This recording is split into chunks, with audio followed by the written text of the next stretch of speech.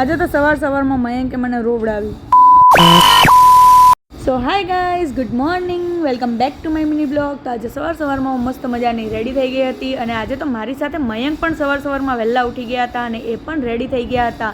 આજે તો મને પણ સરપ્રાઈઝ લાગ્યું. પછી ત્યાં તો છોકરાઓનું હોમવર્ક પણ યાદ આવી ગયું અને આજે તો કેટલા દિવસથી દ્વિજ બીમાર હતો એટલે એનું હોમવર્ક કરવાનું રહી ગયું હતું. એટલે હું લાગી ગઈ હોમવર્ક કરવા માટે અને ત્યાં તો જો દ્વિજ બીમાર હતો એટલે મમ્મીએ છે ને નાનો એવો ટૂટકો અપનાવ્યો કે ભાઈ એની નજર ઉતારી લીધી. જોયું, નાની માનો ટૂટકો.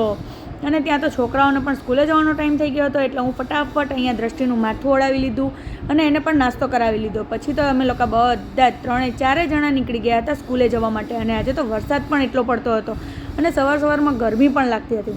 પછી આવી ગયા ઘરે આવીને મસ્ત મજાને અહીંયા ચા પણ મૂકી દીધી અને ચા નાસ્તો કરવા લાગી ગયા. ત્યાં તો પછી ચા નાસ્તો કરીને ઊભા થયા. ત્યાં તો સવારમાં મયંકે મને અહીંયા રોવડાવી લીધી. હવે શું કરવા રોવડાવી એ તમને વિડીયોના લાસ્ટમાં કહીશ. પછી તો મયંક આપણને મનાવવા માટે અહીંયા સવારમાં એમની સાથે જ લઈ ગયા અને ત્યાં તો રસ્તામાં એમના ફ્રેન્ડ્સ મળી ગયા એટલે એમની સાથે ડિસ્કસ કરતાં અમે લોકો ત્રણેય જણા પહોંચી ગયા સીધા મમ્મીની ઓફિસે મૂકી અને અમે લોકો પહોંચી ગયા અમારી ફેવરેટ જગ્યાએ એટલે કે ગરમ નાસ્તો કરવા માટે. હવે મયંકને ખબર છે કે હું શેનાથી માનવાની છું. પછી તો નાસ્તો કરી લીધો અને સીધા અમે બંને પહોંચી ગયા માસાના ઓફિસે એટલે કે સોરી માસાની સ્કૂલે. માસા અહીંયા જોબ કરતા હતા એટલે અહીંયાથી આપણે પાર્સલ પણ લેવાનું હતું.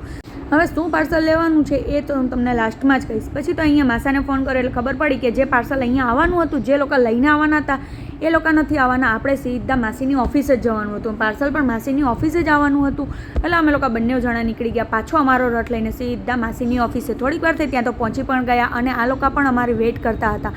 આ લોકો તો અમારા કરતાં પહેલાં આવી ગયા હતા ને આ લોકો જ આપણું પાર્સલ લઈને આવવાના હતા પણ એ લોકો ઘરેથી સીધા આવી ગયા ઓફિસે. પછી તો આપણે માસીની ઓફિસમાં ગયા અને માસીને પણ આપણે મળવાનું તો હોય જ ને. હવે માસીની ઓફિસે આવ્યા છીએ અને માસીને મહિલા વગર તો ચાલે જ નહીં અને એ લોકો પણ પાર્સલની જ વેઇટ કરી રહ્યા હતા. આ લોકો જેટલા ઊભા છે બધા પાર્સલ ક્યારે આવે એ જ વાટ જોતા હતા. થોડીક વાર થઈ ત્યાં તો ફાઇનલી આપણું પાર્સલ પણ આવી ગયો અને આ પાર્સલની તો અમે કેટલા ટાઈમથી વેઇટ કરતા હતા અને આ પાર્સલ તો અમે ક્યારનું મંગાવેલું હતું, ઓર્ડર આપીને મંગાવેલું હતું. તો ખુલ જા સેમ તો અમે લોકોએ મંગાવી લીધા હતા ગરમ ડિંડોલીના ફેમસ એવા ગરમ પફ. હવે સવારમાં આટલો બધો નાસ્તો કરી લીધો અને ગરમ પફનો નાસ્તો હતો તો બાકી જ છે. તો જો અમે લોકોએ ઓર્ડરથી મંગાવેલા હતા અને આ બેન જે છે ને એ બેન જ એમના ઘરે બનાવે છે પફ. પછી તો જેણે જેટલાનો ઓર્ડર આપેલા હતા એ બધાએ પોતપોતાના પફ વેચી લીધા અને બધાએ પોતપોતાની ઓફિસે લઈ જવાના હતા. એટલે પછી અહીંયા બધાએ પોતપોતાના ભાગલા પાડી લીધા. ત્યાં તો પછી આપણે માસીએ પણ મંગાવી લીધી ગરમ એવી ચા.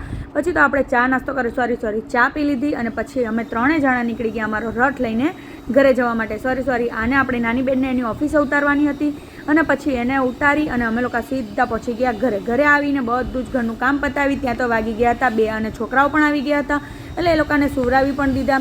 સુવાનો ટાઈમ થઈ ગયો એટલે એ લોકોને બંનેને સુવડાવી દીધા. તો ચાલો હવે હું તમને લોકોને કહી દઉં કે હું સવારમાં શું કરવા રડતી હતી.